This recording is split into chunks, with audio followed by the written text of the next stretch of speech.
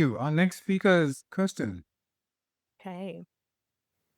So when we chose the topic last session and I thought about our panelists, my husband, a best-selling author, Drake, a featured artist for his breathtaking nature photography, Paulina, a phenomenal painter and interior designer, and of course, Tulip, a celebrated Bollywood star, now being commissioned for her stunning paintings.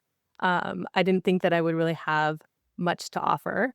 I'm not an artist and I'm not an art therapist, but I think art has a significant role in the psychology field.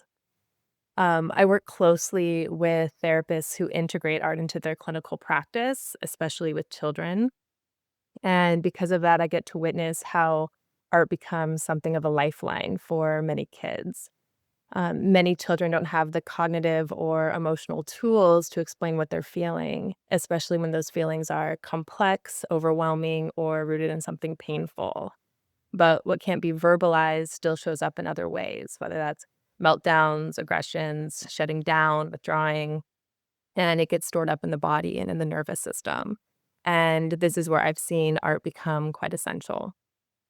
When a child has access to crayons, paints, or clay, they suddenly have access to a language, one that doesn't require vocabulary or eye contact or even conscious understanding. The colors, the textures, and images that they create become the vessel for sharing their internal truths. And it becomes this safe container. And then I was also thinking of the role of music and music playing an incredibly powerful role in certain therapeutic containers, um, such as therapy in altered states of consciousness or in conscious connected breath work. These modalities shift from kind of that top down approach of traditional therapy, which is kind of thinking our way into feeling better, and moves into that bottom up approach, which is feeling our way into thinking differently. And in these spaces, it's not the verbal mind that leads, it's the body, the nervous system, and the emotional core. And music plays a really vital role in that guide. Um, a facilitator will carefully select instrumental music that helps shape the kind of emotional arc of the session.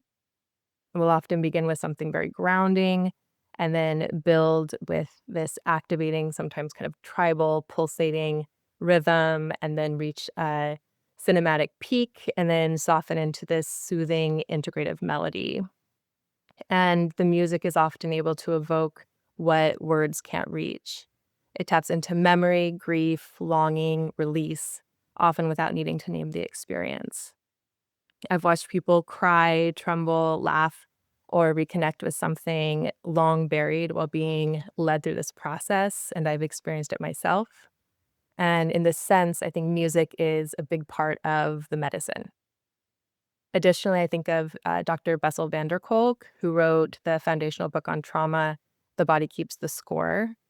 He writes about the use of theater and movement in trauma recovery, how stepping into a role or enacting a story helps people access parts of themselves that trauma may have shut down. And one of the quotes from his book was, "Imagination is absolutely critical to the quality of our lives. Imagination gives us the opportunity to envision new possibilities. It is an essential launch pad for making our hopes come true."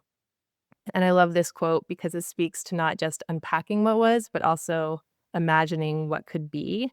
And art in all its forms, I believe, has the potential to open that door.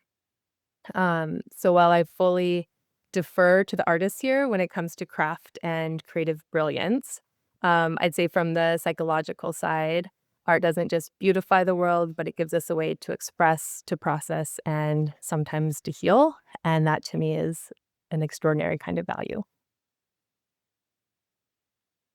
Thank you. Thank you.